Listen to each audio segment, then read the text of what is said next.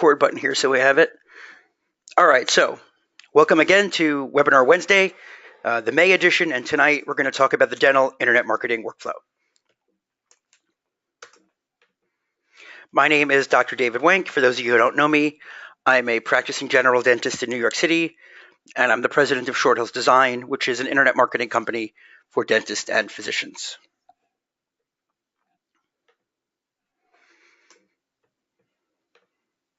So let's take an overview of what we're going to do. So we're going to do our 5-minute introduction.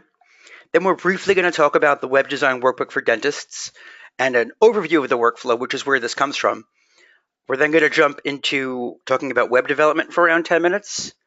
Then we're going to talk about phase 2, driving traffic, phase 3, finding out what's working, and then we'll leave it open to some questions. So let's do our introduction. So basic computer knowledge, this is really just conceptual.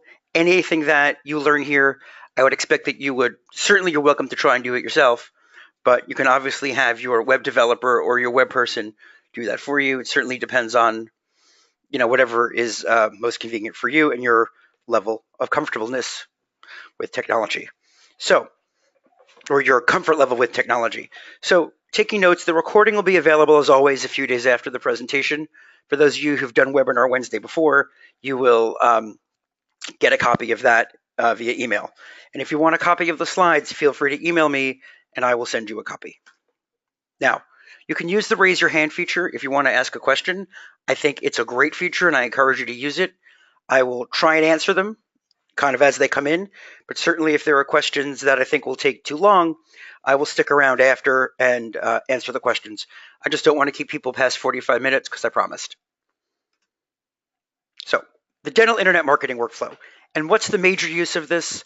The entire point of this webinar is to understand where in the process everything fits. And by everything, I mean Facebook, social media, web development. So we're not going to talk about necessarily, we are going to get into some detail, but I want you to understand where things are in the big picture. That's the most important thing. So let's briefly talk about the book. The Web Design Workbook for Dentists is a book that I wrote to give people an overview from 10,000 feet about what you have to know about building a dental website and about dental internet marketing. And what's great about it is it's designed so that you don't need any technical knowledge or technical background, and it's there so that you know what to ask, what to do before you buy. And that doesn't mean buying from me, from whatever vendor you're going to work with. If you're going to do, for example, AdWords, it will help and guide you through some of the things you have to know about AdWords. Obviously, the book is something that's constantly in development because things change, but that's the concept. And it's great for staff members because sometimes as a dentist, we're just too busy to do everything, and I get it. So let's take a look at the overview from the big picture. Step 1, phase 1, is initial website planning, development, and setup. Phase 2 is driving traffic. So whether you do that with search engine optimization, social media, pay-per-click, which is AdWords, or website marketing, phase 2 is driving traffic. Phase 3 is website analytics and tracking and conversion optimization. And what that means is what's working and what isn't working. It's very, very important. And phase 4 is website maintenance and backups. I'm not going to get into a lot of detail about phase 4 here. I will mention it now, though. Basically, please make sure that you have a backup for your website. If you are running WordPress especially, there's no reason you shouldn't have your own backup. If you do ask your web company for a backup, they will sometimes kind of give you that look that we give when someone asks for x-rays, but certainly you're entitled to have a backup. You should have a backup. And if someone gives you a problem, you can say, I was at a webinar where someone who knows what he's talking about said we should have a backup. And the reason is because things happen and it's nice to have your own backup. Certainly if you're on a proprietary platform, you won't be able to take that backup and restore it. But certainly if you're on a platform like WordPress, you should absolutely be able to have a backup. And website maintenance, periodically make sure things are working. Whether you want to test your contact form once a month, or whether a company goes in, if it's WordPress, and updates it for you, or you update, just make sure that's done. That's kind of, changing your oil is really what that is. So let's talk about phase 1. Phase 1 is really building your website. And what you want to do overall is you want to build your website to Google standards. And I can't stress that enough. The reason being that we don't know what kind of competition you're going to face or not face. And that's why a competition analysis right now is not helpful. So regardless, I want you to come prepared. And let's think about this in terms of hockey. I was an ice hockey goalie in dental school. And the truth of the matter is I had no idea where I was going to have to stop a puck. And so I wore left and right pads. I wore a chest protector and a helmet and all the like, because I didn't know if I was going to have to make a save with my left pad, my right pad, or my glove or my blocker. So I came prepared with everything. And that's why I have no idea what your competition is going to be. If nobody shot a puck up high to my glove side and I didn't have to make a catch, well, then great. I had it just in case. Eventually somebody will, so I come prepared. And so the same concept I give you for Google Webmaster Standards. And the idea here again is that I want, if you were building a website with us tomorrow or with any other company tomorrow, I want you to make sure that it's, again, built to these baseline standards. Because if it's built to the standards, that means that at worst, you're in the conversation. I mean, at best, you'll rank really highly, you do well, you'll win. But absolute worst, you're in the conversation. And if you're not in the conversation, and then you want to eventually be in the conversation, it becomes a real problem. I don't want to be on the ice and then decide that I don't have the right equipment, and that would be really bad. So I think that that's something that we definitely want to make sure that you're doing now. And it looks like there is a question here. Okay, someone asked how you back up a Squarespace website, and the answer is I don't know if there's a really good way to back up a Squarespace website.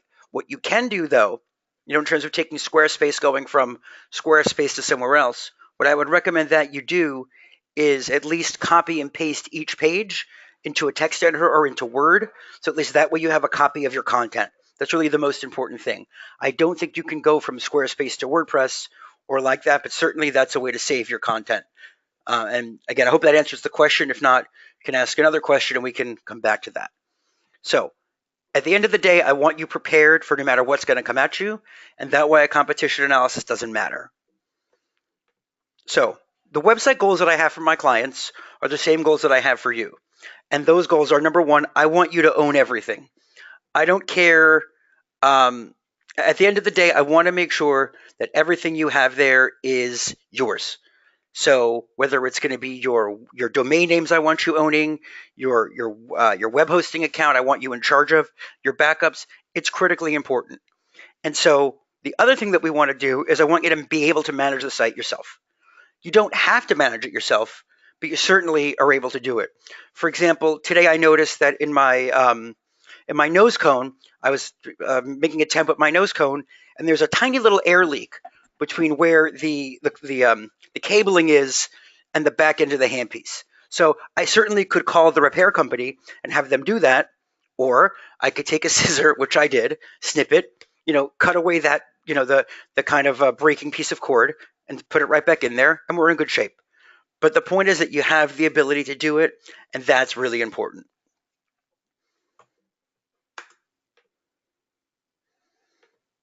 Next, so again, the Ideal Dental website also is non-proprietary and open source. So what that means is a system like WordPress. And the reason I like WordPress, not just because it is what I use, but the idea is that I want to make sure that you can do whatever you want with the website. And so there are certain proprietary platforms, and I'm sure they're good for certain things. But at the end of the day, for my clients, I want you to have the ability to do whatever you want, whenever you want, wherever you want. I was lecturing for the Academy of Pros a while back, and I said I could go home tonight and have no clients. And that's true, because everybody owns their own stuff, so they don't really need me. I mean, I hope they do need me, but that's the idea here. And so in terms of WordPress, that's really why I like that the best. So what would you want to own? I want you to own the domain. I want you to own the Google account. That's especially critical. You're going to use Google Analytics. You might use Google AdWords. You should use Google Webmaster Tools, which is now Google Search Console. We will, for example, when we do AdWords with the client owns the AdWords account, and we're there as a manager administrator, and we can be removed at any time. Same thing with analytics. Because at the end of the day, if you decide to leave, which people do, that's okay. I don't want you to have to beg me to get access to your accounts and your analytics. That's not fair. I liken this to denture, where I say it's I would never make a denture out of a proprietary acrylic where only I have the burr. You own the content. That's critical. Now, sometimes when you do get a website, you do have content that comes with it. When we build a website, and I've kind of loosened up on this over the years, when you build a website, sometimes you just don't have the ability to write your own content, or you don't want to, and that's that's okay. I really, really, really prefer that people write their own content, but we happen to offer a one-time licensing fee for a set of 15 pages of content. I discourage people from using it, so I want them to write their own, but certainly it is something that exists. That being said, better content is content that you own. And so whenever we build a new site for somebody, we have them write their content or we write it. But if we're migrating someone from another platform or rebuilding, one of the questions we ask is, do you own the content? So if you own it, we bring it to the next website. If you don't own it, or you don't have a license for it to use it, then you can't use it. And most companies will license it so you can use it while they're still a client of theirs. For us, you pay for it once and we license it and then do whatever you want with it. That's the deal. But that is something to think about. Also, you own the stock images. This is huge. For those of you on Dentaltown, that you'll see that with stock images, don't trust that your web developer, quote unquote, took care of it for you for the images. That's a real problem, because at the end of the day, iStockPhoto, Getty Images, and those image sites, if they find you're using an image and they ask you to show the license for it and you don't have it, it could be a fine in the thousands. So what you should look at here is to make sure that you own the stock images. What we do is we have the client create the iStockPhoto account or the PhotoDune account, and then we go in there and tell the client what to get. So that way the client owns the license for all that stuff. Same thing with the theme. We don't do themes anymore. At this point, we're really doing custom builds, but certainly in the past when we used themes, we absolutely have the client own the license for the theme. And for backups. For WordPress, we use a plugin called Backup Buddy, and that's, I think, $80 a year. And our clients own the license for that. We don't. And the reason is because I want my clients to have a copy of their own backup that they can use whenever they'd like. Next. So this is really important. It's what we call NAP, name, address, phone number. And I'm going to do a totally separate webinar on it. I think it's not next month, the month after. One of the most important things now is the ability to make sure that your name, address, and phone number are consistent across the web. And like I said, we're going to do a whole webinar on that, but it's important that, I'm either listed as David Wank DMD or David A. Wank DMD, but consistently across the web. You don't want David Wank DMD, David A. Wank DMD, or by mistake, I've seen me come up as David Wank DDS. That's not me. And so that's important that that's consistent. Moz.com is a website, I think, and Moz.com local, that you see the link at the bottom there. I think they charge something like $80 or maybe it's $100 a year, and it helps you make your listings consistent. I think it's fantastic, and I recommend that all of our clients get it. I have no affiliation with them, and I like them. So next. So let's talk about those standards briefly. So there's all sorts of things that Google wants you to do when you're building your website, and all sorts of things that go into how your web page would rank. So, for example, I'm in Tribeca. For those of you who know me, I work for a large health center as a salary dentist. I couldn't run my own business and run my companies at the same time, although I'd like to try. But at the end of the day, if someone did a search for dentist Tribeca, a lot of these features go into it. And some of the things that go into it, as you can see here, are, for example, let me find that cursor. Here in the left column, is it mobile ready? That's huge. If your website is not mobile ready, it doesn't show up the way it should on an iPad or an iPhone or Android devices, you're going to be penalized, in your rankings at least. Same thing here with title tags. You've got it, and don't worry what this means, your web developer knows. Title tags, heading tags, all tags are twice. So all of those things are important in terms of making sure that your website is built to these standards. Because at the end of the day, if there's 10 of us in Tribeca who want to rank for dentist Tribeca, Google's going to look at a lot of these factors. And if your website doesn't have a lot of these things, then you may not rank as well. Now, if you're in the middle of Miles City, Montana, where there's only one dentist for 300 miles or something, then it might not be as big of an issue. But here, for example, we're going to get to this. Your Google My Business profile, your navigation, accurate name, address, phone number, all of these things are things that should be done. The speed of your page, those are all things that go into the ranking that I consider as baseline. And so while we do have an idea, as you see on this slide, of some of the things that Google wants to look at, we don't know what the relative value is of them, or the relative weight. So for example, I could tell you title tags we know are important, so is page speed. Right now, reviews might be important in ranking you.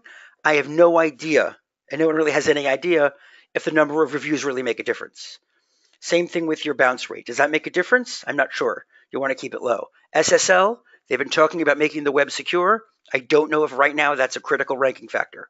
I know that being responsive is. That's where the website shrinks to fit the proper window on your phone or your tablet. Having alt tags, which are text equivalents to your images.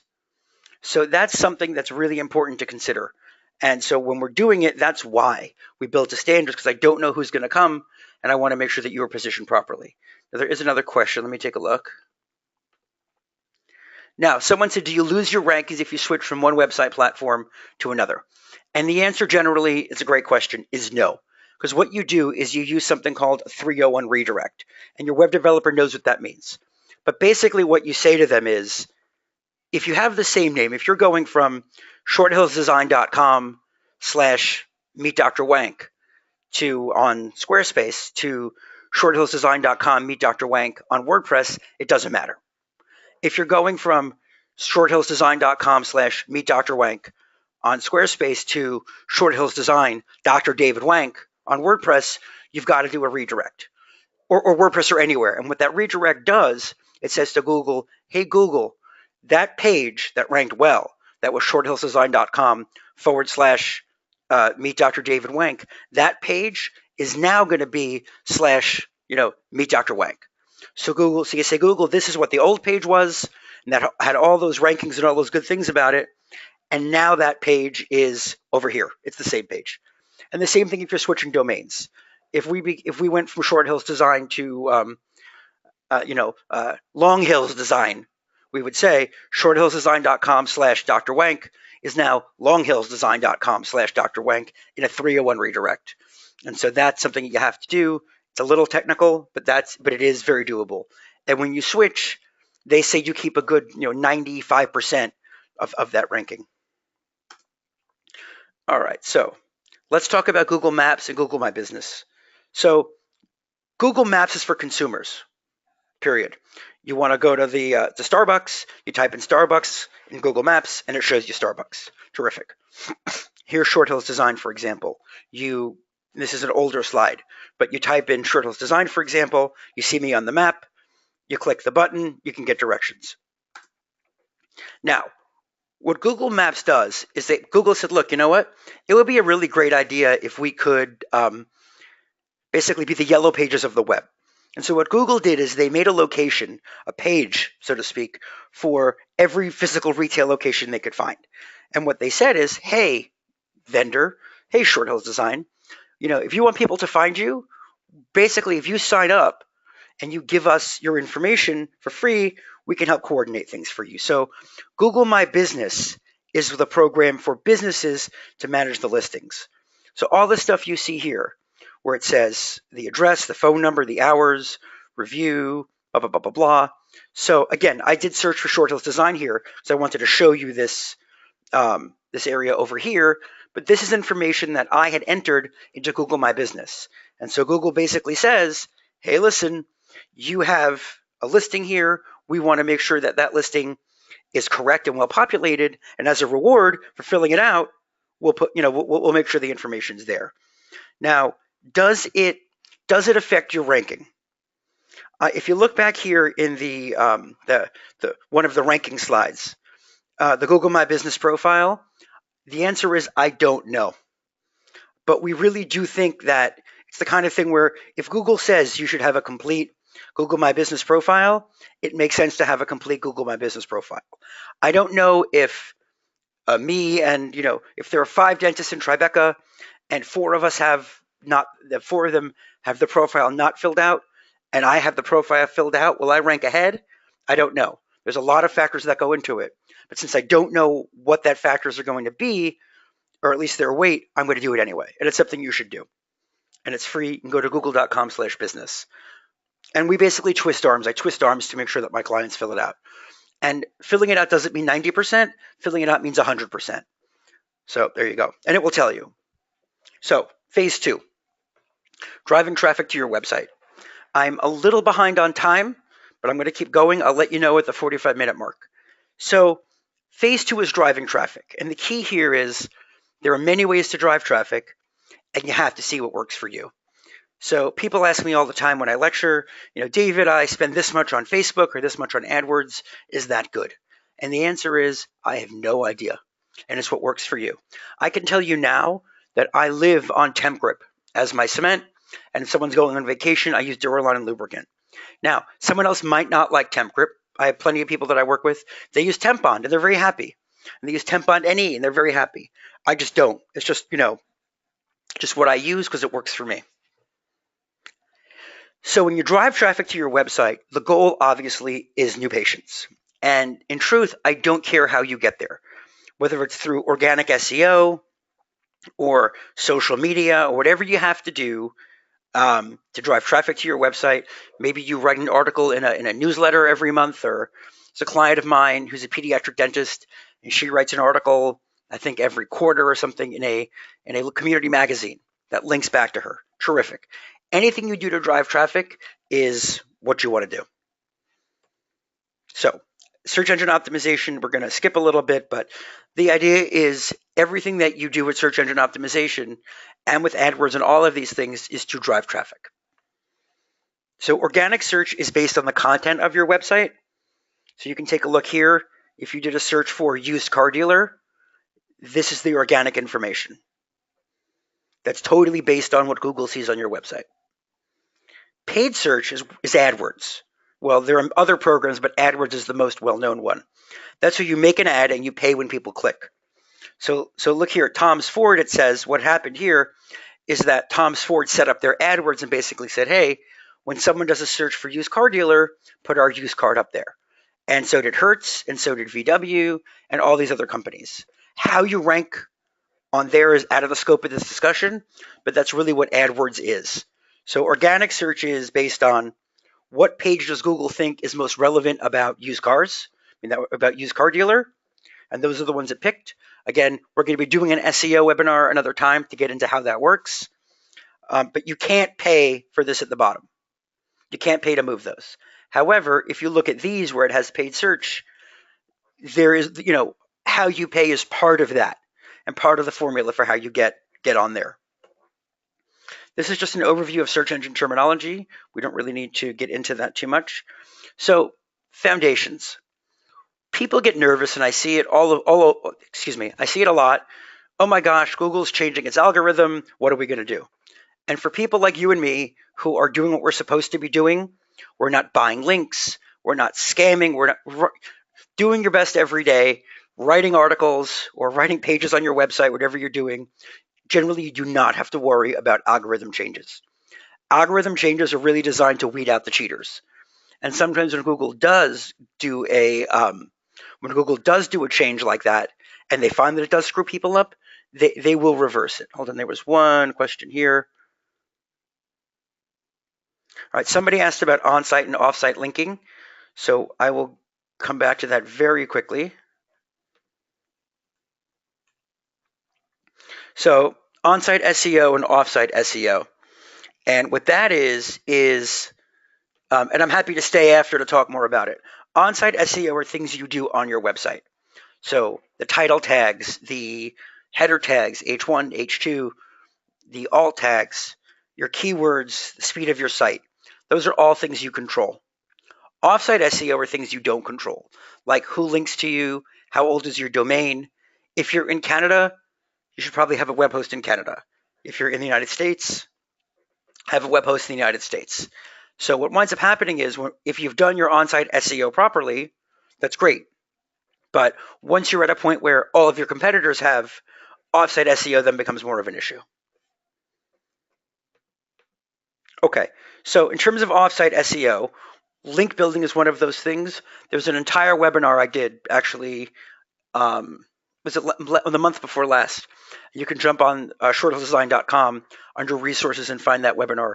And there's a separate webinar where we have a Q&A with Justin Morgan, the dental marketing guy, who talks to us about links, which is great. He answers a lot of questions. But basically, links are popularity. And if someone links to you, that means you must be popular. That's a gross oversimplification, and I encourage you to look at that webinar for more details. But the idea is that if one website here on the left links to this website number 2, that makes number 2 more popular. And these are, of course, glasses of link juice, and we don't really no one calls it that officially. That's kind of what we call it behind the scenes. But obviously, site 1 seems to have a lot of link juice, a lot of popularity or authority. And by passing that authority, that link to site number 2, it does help site number 2 become more authoritative, which is why those links are hard to get. So what I tell all of my clients, and I'm telling you, is to get the free links you can. Now, not all of them pass link juice, but certainly it's absolutely worth getting them anyway. And that's the ADA. If you're an AGD member, get it. If you're a member of a specialty organization, AAP, APD, any of those organizations. If you're involved in the Academy of Pros or the the Academy of Cosmetic Dentistry, any of that stuff. Local Chamber of Commerce. The local Chamber of Commerce usually will link to the members, they'll list the members and link to them, get the link. I don't know if it's going to make a difference, but certainly it can't hurt. Same thing, any volunteer organizations. There was a client of mine who he and his wife did some of the gardening for their church. And on the church's website, it said, "Thank you, Dr. and Mrs. Such and Such, for doing the gardening work for our church and this and that." And they linked back to them. And that's great. And of course, newspaper or print articles. If you go to the kids' school and you do a little talk to the kids about cavities and toothbrushing, and maybe online on the PTA website or whatever it happens to be, they say, "Hey, Dr. Wenk went to the school and talked to the kids about brushing teeth." Then on the bottom, it says something along the lines of, "Dr. Wenk is a dentist in Tribeca, and he loves treating kids. Visit him at www.whatever." And that's a great link also. Okay, the last thing I want to talk about on driving traffic, and this is new, is lead generation. It's something that I've just started to do. And real quickly, the problem is that everybody has a site that's, well, they're trying to build a site to Google standards. They're doing SEO. They're doing keyword research, which we've discussed in January's webinar. And now what I'm doing, and this is a test program, is that we are testing this. And so basically, what lead generation is, you want to offer services to people who want those specific services. And that's nothing new. If a denture patient comes in, you're not going to offer them whitening. And certainly, and if a patient with a full dentition comes in, you're not going to give them samples of denture adhesive. So anybody who might be interested in a service is called a lead. And we don't usually call them that in dentistry, but in marketing, we call anyone who wants something from you is a lead. And lead generation, of course, is how do you generate these leads? How do you get their attention? In your office, when you put the whitening brochures or the cosmetic dentistry brochures in your waiting room, you're doing lead generation. And what this lead generation is doing it online. So what we're offering now is lead generation with implants and Invisalign. So what happens so what happens is, 1, you decide what you want to promote. 2, you figure out who might make a good lead. Certainly, denture patients are not good leads for Invisalign. And then you offer them something to grab their attention, whether it's a downloadable guide about Invisalign, we call that a lead magnet, or a list of common questions and answers, or an educational email series, just as an example. So what we're doing is, here's how it works with our dental implant marketing automation campaign. So basically, the visitor does something, and in our case, they visit your website. They visit your website, and after a certain amount of time on your website or on your implant page, a sign-up pops up that says, "Hey, would you like to learn more information about dental implants?" They sign up, and they become a lead. And then what happens is they receive an automated email campaign. So over time, a series of relevant dental implant emails go out to them, generic, with your logo and your branding, and the click to contact us goes to your website. But the idea is that they teach them about implants, introduce the practice, encourage them to call you. And what this does is it kind of works in the background for you. So if someone's browsing your website, after a certain amount of time, a pop-up comes up and says, "Hi, you want to learn more about implants?" They say yes, great, and automatically you're going to start sending them personalized emails. Right now we're doing 3 at a time, or a series of 3 that are very they're not aggressive, they're not marketing emails, they're informational with a gentle nudge to contact us if you have questions. And that's just what's up and coming. If anybody's interested in that, let me know. Right now we're testing it, and so the fee is incredibly low, basically just to cover our costs. So we actually might make it on time. So let's talk about now phase 3, and that's kind of saying, and that's seeing what's working. So in terms of what's working, now Google Analytics, everybody should have Google Analytics. It's free. You can go to google.com/analytics and sign up for it if you haven't already. It's very easy to install. If you have a problem, let me know and I will help you. But your web developer should do this for you already. And so they let you look at KPIs, which are key performance indicators. And that's something that we steal from the marketing vocabulary. But KPIs are just key performance indicators, things I need to know. Every website should have Google Analytics, and installing it is very straightforward. I put a star there because you know what? For my endodontist, molar endo is very straightforward. For me, I haven't done an endo in 15 years, so it's not straightforward for me. But it's for someone who knows what they're doing, it's very easy to do. Now, the idea of Google Analytics is you ask a question and Analytics gives you the answer. So for example, if we think about the office, I have a picture of crowns here. These kind of look like, well, they're not CapTech, but you look at like the gold, it almost looks like CapTechs from the old days, or for those who are using it now still. I always liked CapTechs. But the idea is that you can say to your staff, staff, how many crowns do I do a month on average? Oh, Dr. Wank, you do 50. Okay, great. Wait a second. It says here in January I only did 5. Why is that? Oh my God, what happened? Dr. Wank, that's when you were on vacation for a month. Oh, okay, great. So it's not a problem. So, sometimes dips in the data give you more information than the actual not dips in the data. But the idea is that you want to look and see what's going on because it can give you ideas. So I don't need to know how many crowns did I do on number 19s that were Bruck's ears on patients between the age of 20 and 40 that I saw on Fridays. I don't need that information. At least at that level, I don't. Certainly, if I start to have crowns that don't fit, I'm going to say, which lab did we use? And does it turn out that it's only the Emaxes that aren't fitting because of the, that's when you go deeper into the data. But for now, I just want to know, are we doing the number of crowns a month that we're supposed to be doing? So in Google Analytics, here are just some questions and answers. For example, how many new visitors came to my website this month from my local area? That's a really good question. And is the number increasing or decreasing? I'd like to know, if we have 50 visits a month from our local area and then it drops down to 10, I want to know why. Or if it bumps up to 70, I want to know why. Did we do something? If we're paying for an SEO campaign and, 4, 5, 6 months in, we're not seeing any increase in the number of visitors, forget about new patients, you can say to the SEO company, hey, part of SEO I know is driving traffic. So if we're driving traffic, how come I started in January, or in November with 50 visitors a month from my area? I've been paying you, it's been 6 months, I'm still only getting 50. And the data doesn't lie. You have that data, and so certainly that's something that you can obviously bring up to them, but it puts you in control. I have an entire webinar on analytics, I think it was February or March, maybe it was February, of basic analytics. You should look at that for the dental team. It's a very general overview, and I think it's really helpful. Which website sends the most visitors? That's important as well. Are we paying for ads on a site that doesn't send traffic? And I wrote that twice on purpose. I had a client of mine. She's actually one of my few non-dental clients. Every year pays for an ad on a website of a friend of a friend of a friend.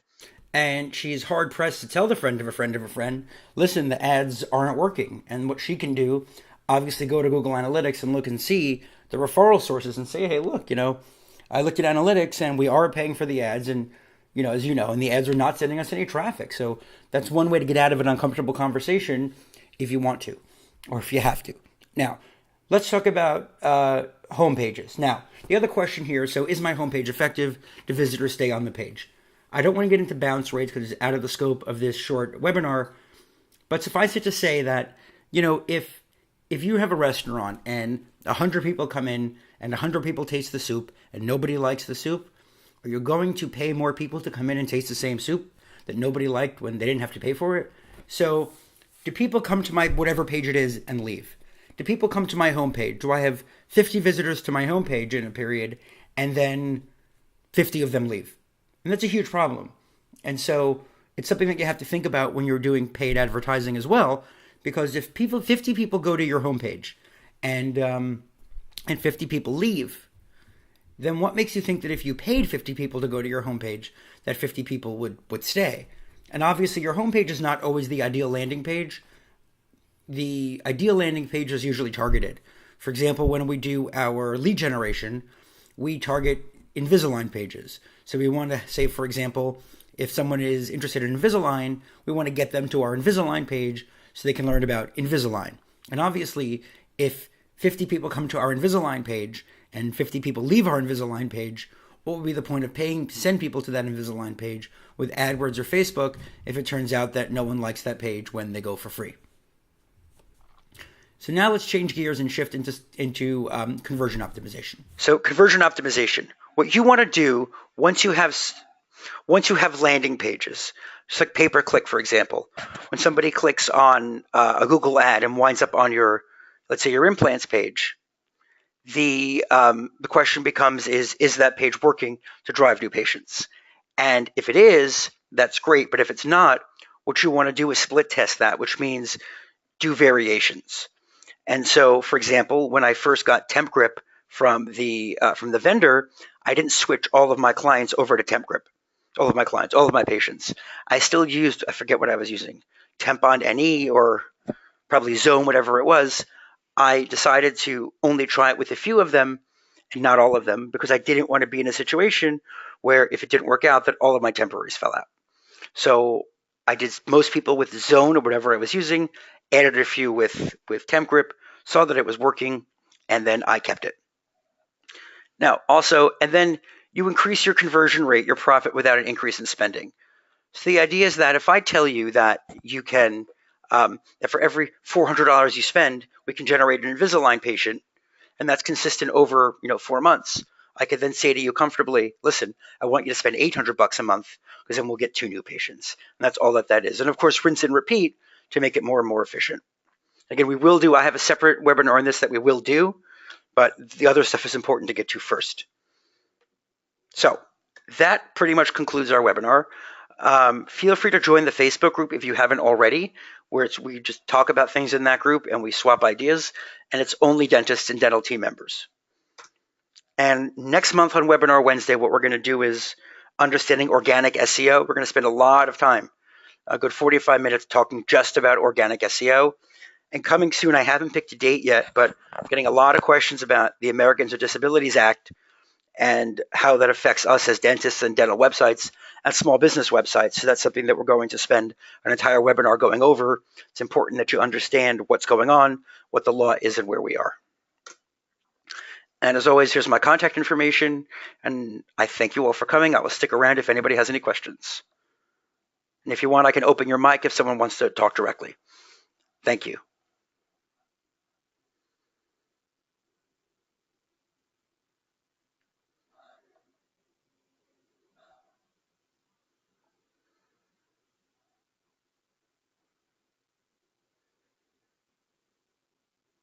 Well, at this point, there don't seem to be any more questions, so I will close it out tonight, and I will thank you all for coming and for attending.